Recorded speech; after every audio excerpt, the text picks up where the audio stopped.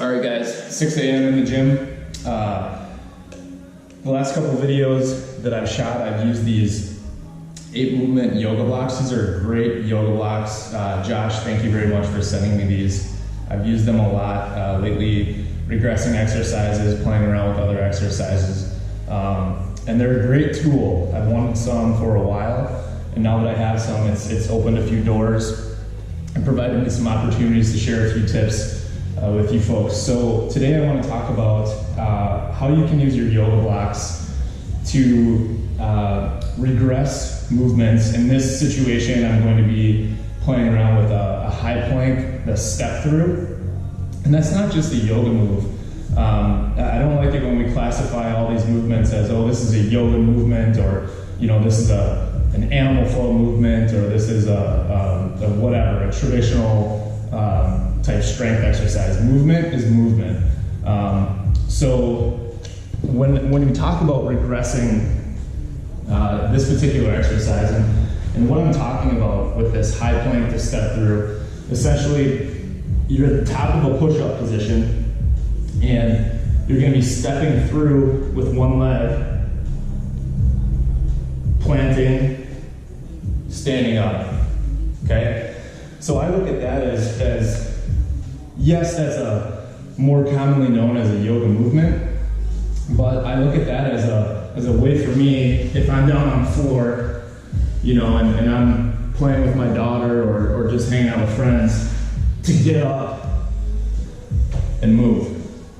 So when we're training in that position in the gym, a lot of people will start with hands on the floor, and it's just too aggressive of an angle, and they really just lack the strength in the hip flexors and the core to be able to drive this knee, and myself included here, to drive this knee up, find the floor. You can see I'm already lifting my palm off the floor here to make way for my knee, step, and stand. It's just too aggressive of an angle.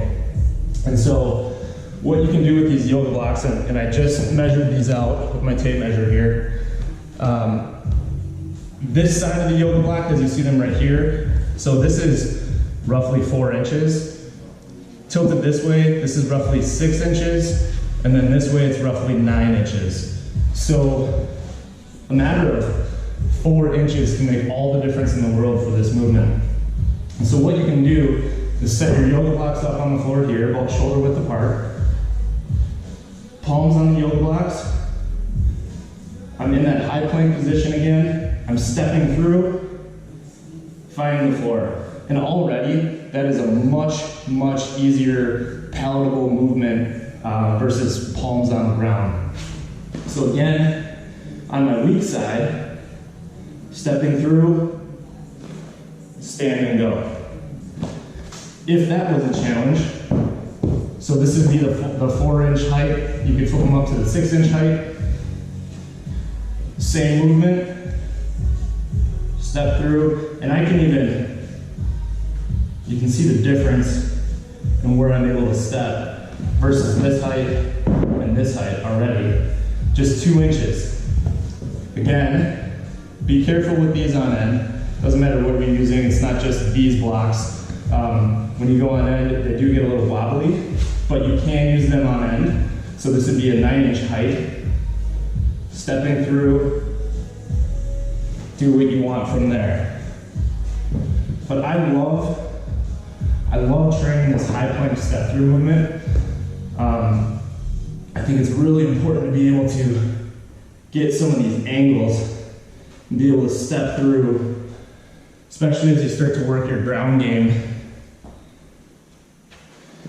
It's a nice transition piece for a lot of those movements. So that's a really simple way that you can take something like a yoga block and regress the exercise to make it more palatable, have better success with your form, your technique, a little less turtly in the back, less compensations, and an overall greater training effect.